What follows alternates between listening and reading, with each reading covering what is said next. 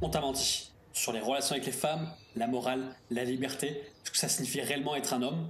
Et aujourd'hui, je vais te lire un livre qui a trait tous les rouages de la société afin que tu puisses naviguer dans ce monde contemporain et devenir enfin maître de ta vie. Les femmes sont plus faibles physiquement que les hommes, et pour commencer ça, elles nous dominent socialement, c'est-à-dire qu'elles sont beaucoup plus fortes dans les interactions sociales par rapport à nous, et je vais t'expliquer au travers de ce chapitre pourquoi. Chapitre 3, nature relationnelle des hommes et des femmes.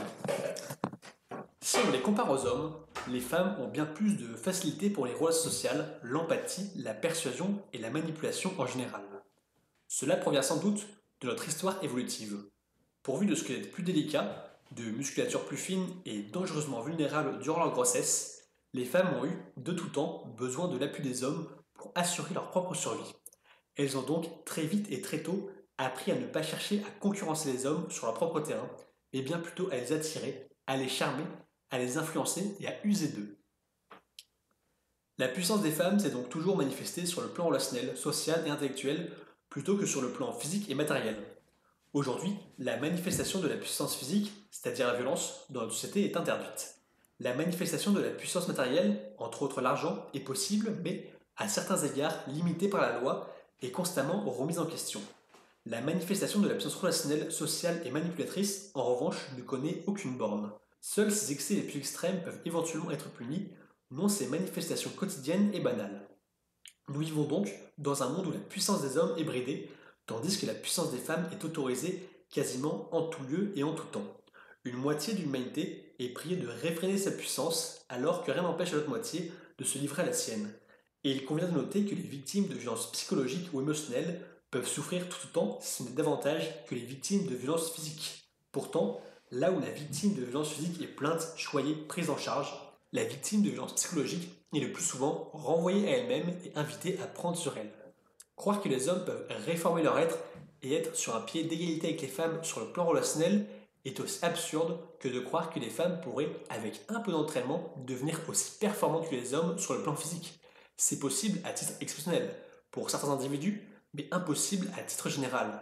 Il est possible aux hommes d'apprendre à parler aux femmes, voire de communiquer à leur manière, mais ils ne parviendront jamais qu'à jouer dans la même cour qu'elles, pas à les égaler en termes de manipulation, de communication universelle, ni plus généralement de puissance sociale. Donc voilà pour ce chapitre. Celui-là était plutôt court, mais bon, l'essentiel est dit. L'idée, c'est justement que les femmes, en fait, elles sont beaucoup plus fortes que les hommes sur tous ces aspects sociaux, ces aspects de manipulation.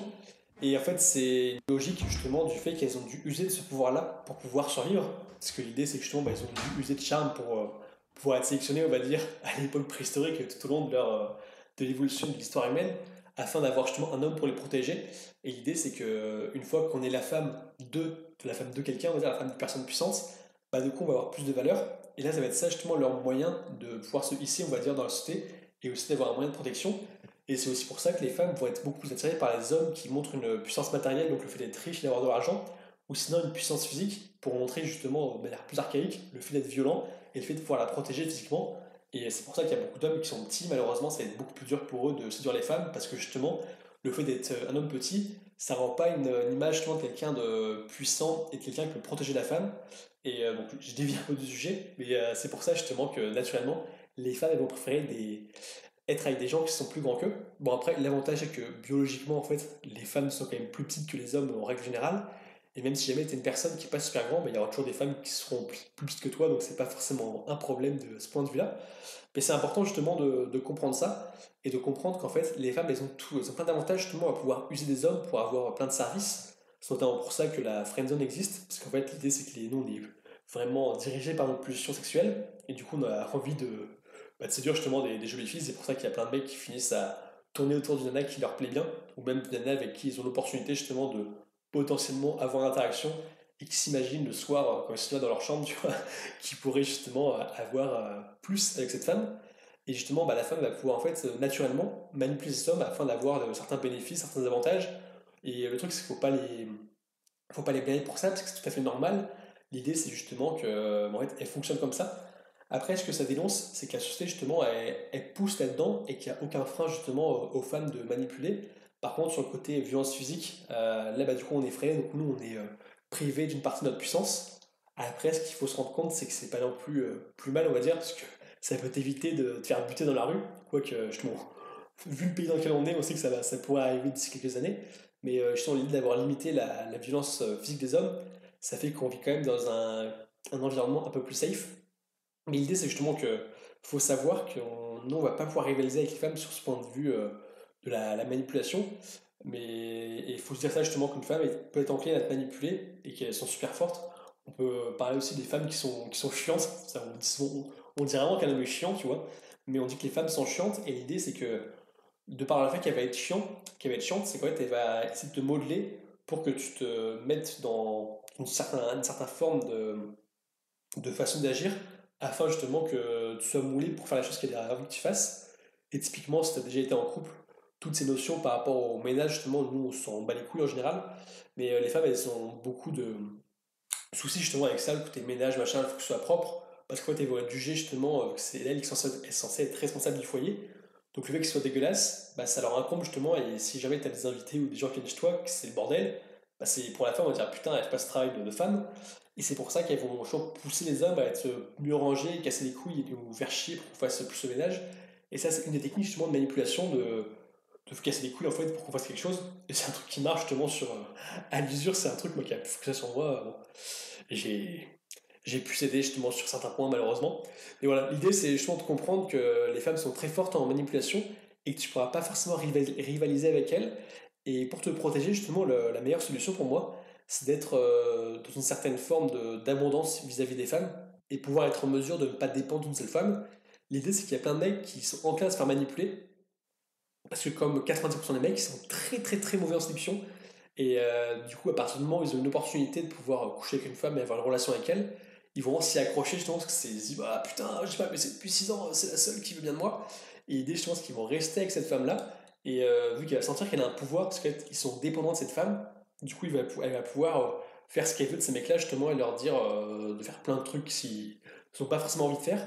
Et eux, ils vont se restreindre à être bloqués là-dedans en disant, bah j'ai pas le choix parce qu'en fait, c'est mon seul moyen de pouvoir me vider les couilles en fait. C'est vraiment ça l'idée. Et c'est pour ça que pour pas tomber dans ce type de piège, je te recommande de t'améliorer, de travailler sur toi-même et surtout être bon en séduction pour justement avoir du choix. Si on compare ça justement sur un aspect professionnel, c'est comme un mec justement qui a beaucoup de compétences et qui est en mesure d'être attirant pour les entreprises.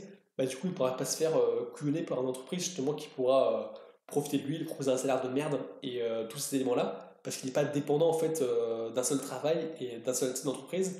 L'idée, justement, c'est d'être indépendant pour vraiment atteindre une vraie forme de liberté et être moins enclin justement à te faire manipuler par les femmes parce que justement, tu seras en mesure de pouvoir avoir le choix et pas dépendre d'une seule femme, donc tu auras moins de chances de te faire manipuler. Après, ce qui est intéressant également, c'est que c'est un vrai travail à faire et qu'il y a beaucoup de gens qui prônent le fait de devenir riche pour avoir plein de femmes, ce qui n'est pas forcément le cas. Moi, je pense que pendant mes études, bah, j'étais enfin, l'étudiant classique, on va dire, j'avais pas forcément beaucoup d'argent à offrir. Pourtant, j'ai pu séduire plein de femmes, il n'y a aucun souci de ce point de vue-là. J'ai pu justement d'autres leviers qui marchent tout le temps, voire plus que le fait d'être juste pété de thunes. Et justement, le fait d'aller montrer son argent, tu vas juste attirer des femmes qui vont pouvoir être attirées par tes sous et pas par qui tu es réellement, et vraiment finir te grappiller tout ce que tu as.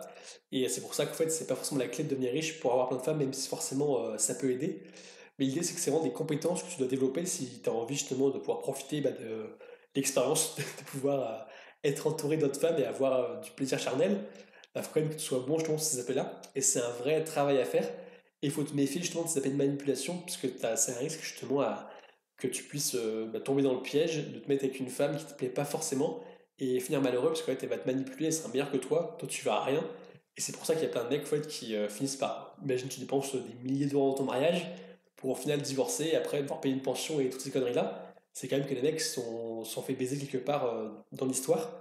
Et ce que je te recommande, c'est bah, te renseigner là-dessus, faire tes propres expériences, être détaché vis-à-vis des femmes, parce que le problème, si tu t'attaches trop vite, c'est justement un moyen de te piéger.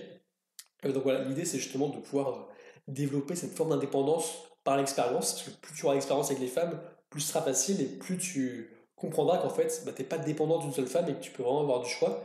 Et ce qui fera que tu seras beaucoup moins enclin à te faire manipuler, et donc tu seras beaucoup plus à même de vivre une vie de pleine liberté.